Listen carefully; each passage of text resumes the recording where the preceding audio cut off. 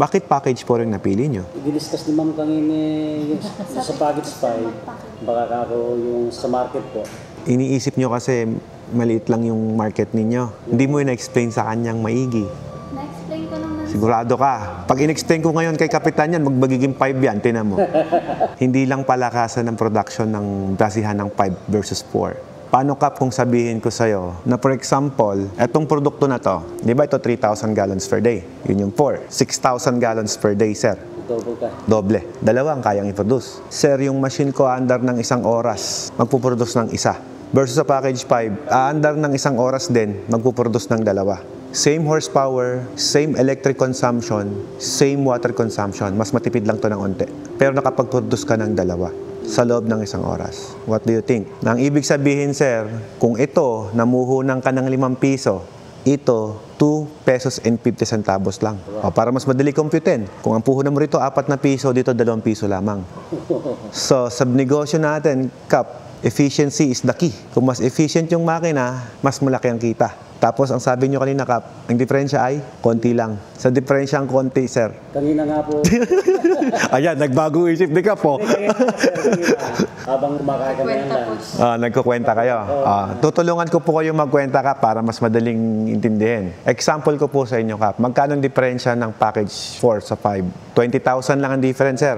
Yung 20,000 difference na yon, imagine nyo po, kung ang electric bill mo rito, 10,000, isang buwan.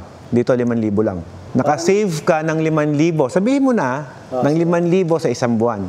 Sa loob ng 4 na buwan, magkano yung 5,000 times 4? 20,000. So, ibig sabihin, within 4 months, direct ROI ka na agad sa efficiency ng machine. Na kung saan, kung kukumpitin mo in the long run, ay mas matipid. yun, nadali mo, Kap. Yung nga, pinag-aaralan ko rin kasi may truck ako. Mas nakakatipid ako dahil mas marami yung Karga. Yes. Parang ganito yan, Kap. Yung truck mo, kinargahan mo, kalahati yung laman. Bumiyahe ng Maynila. Gumastos ka ng magkano? 5,000, balikan, sabihin mo na. Versus, fully loaded siya, 6,000 ang capacity versus sa 3,000 capacity, yung isa puno. Oo nga, sir. Yun. Bumiyahe. O di nakatipid ka.